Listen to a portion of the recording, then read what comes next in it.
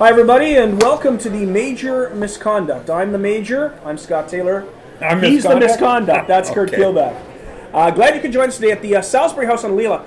For those tuning in from other parts of the world, we're in Winnipeg, Manitoba, home of the Jets, Bombers, Goldeyes, and also the home of some snow today. It's warming up just a little bit, but we are in the end of January, just 2 weeks away from the Super Bowl, and we have lots to talk about as I get the Major and he gets the Misconduct. I want to start locally. I want to start with the Winnipeg Jets. This is a team that has played relatively well for a team that came from Atlanta last year and was not very good. They were 12th in the East. They're 10th now, but they're only a point out of 9th. They're only 3 points out of 2nd in the Southeast. They're only 4 points out of 1st in the Southeast.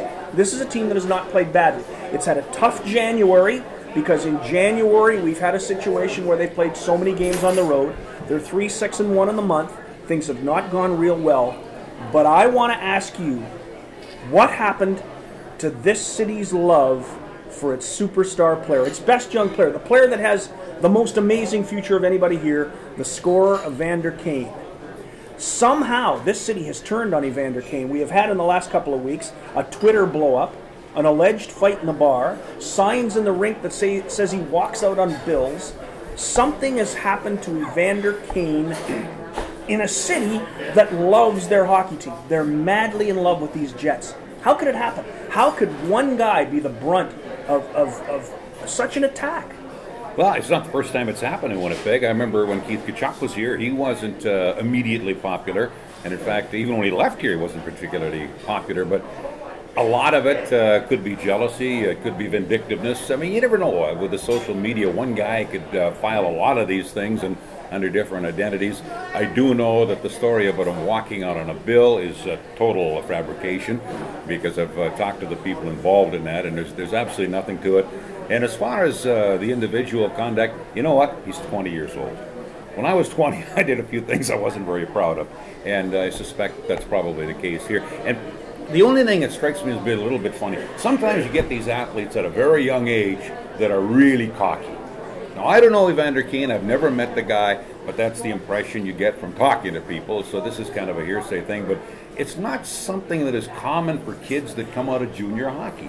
Kids that come out of junior hockey, they're generally a little more grounded than that. Some of the kids that come out of college who've been pampered all their lives, that's when you get the cockiness. And you see it all the time in football, basketball, and in hockey. I mean, Phil Housley was a classic example. He came straight out of high school. And he certainly was a guy who conducted himself in that way, and certain other guys. But why they've got something against Evander Kane? He's young, he's rich, he's good looking, he's got the talent as much as he wants of it. But don't you find this a really odd situation? Because here we are with the Jets team that everybody wanted to come back. And if you've been to the games, you see crowds go absolutely insane over this hockey team. I mean, the crowd is known from coast to coast in the National Hockey League as being so in love with their team that it is a seventh man. It is an atmosphere unto itself. People sold the rink out in 17 minutes. They bought all the license plates in an hour.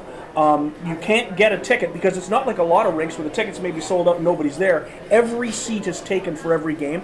Everybody has gear. They're all wearing their Jets jerseys or their T-shirts, whatever they happen to own. It's not like this team isn't beloved right through the lineup. Why all of a sudden has there become this hate on for one guy? And you say, well, he's 20 years old. Well, this team's full of guys who are 20, 21, 22. They have a load of young hockey players. Is it the old, there's smoke, there's fire, or is it just, are we just being unfair to this kid? Well, I mean, like I say, I don't really know. It's a kind of a convoluted process. I got one somebody along the line, somebody doesn't like him, and maybe it's for good reason. But sometimes you got to grow with these kids a little bit too, and they got to grow with you. And it's pretty hard to sometimes throw the book at somebody who's that young. Could it be that he's on a 10-game goal-scoring slump? Could that have something to do with it? Well, it shouldn't. I mean, that shouldn't affect his character. But I mean, some people hate the guy yesterday for missing a field goal. They'll hold it against him for the rest of his life. Some people take sports way too seriously. We're going to talk about that when we come back. You're watching The Major Misconduct. I'm Scott Taylor. He's Curt Keelback. I'm the Major. He's the Misconduct. How did we'll that be back work right out? after this. I just called him. So Okay. it's all me.